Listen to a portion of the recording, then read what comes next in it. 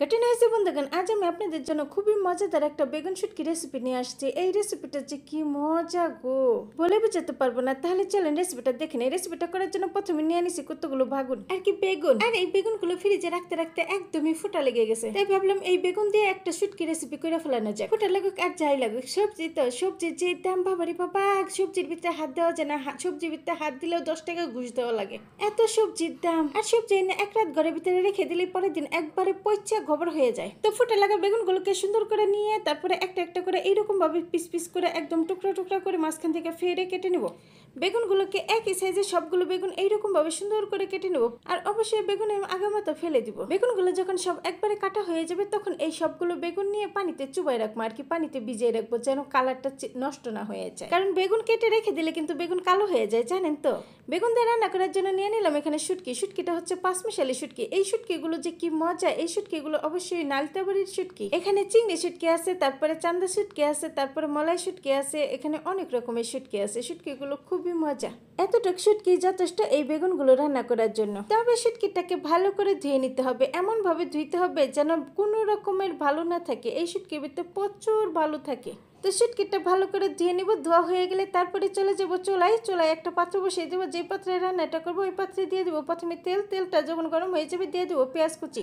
পেঁয়াজ কুচিটা দিয়ে পেঁয়াজটা কিছুক্ষণ ভালো করে ভাজা ভাজা করে নেব। ভাজা ভাজা হয়ে গেলে তারপরে দিয়ে দেবো পানি। পানি দিয়ে তারপরে এখানে দিয়ে দেবো স্বাদ মতো লবণ, হলুদের গুঁড়া, মরিচের গুঁড়া, তারপরে দিয়ে দেবো জিরার গুঁড়া দিয়ে তারপরে সবশেষে দিয়ে দেবো আদা রসুন বাটা। আদা রসুন বাটাটা দিয়ে মশলাটাকে ভালো করে সুন্দর করে কষিয়ে নিতে হবে। যখন সুন্দর করে কষানো হয়ে যাবে মশলাটা, এখন এখানে দিয়ে দেবো হচ্ছে শুটকিগুলো দিয়ে নাড়াচাড়া দিয়ে কিছুক্ষণ রান্না করে নেব। যখন একদম শুটকিগুলো তেল তেল ভেসে উঠবে, একদম শুটকিগুলো ভালো করে রান্না করা হয়ে যাবে, একদম কষানো হয়ে যাবে, তখন দিয়ে দিব এখানে হচ্ছে বেগুনগুলো দিয়ে তারপরে সুন্দর করে ভালো করে নাড়াচাড়া দিয়ে নিতে হবে। নাড়াচাড়া দিয়ে মশলাটার সাথে ভালো করে মিশিয়ে সুন্দর করে ঢাকনা দিয়ে ঢেকে অপেক্ষা করবো কিছুক্ষণ পরে ঢাকনাটা উঠাইলে দেখতে পারবেন বেগুনটা হালকা সিদ্ধ হয়ে যাবে আর পানি বড়বড়ায় পানি উঠবে।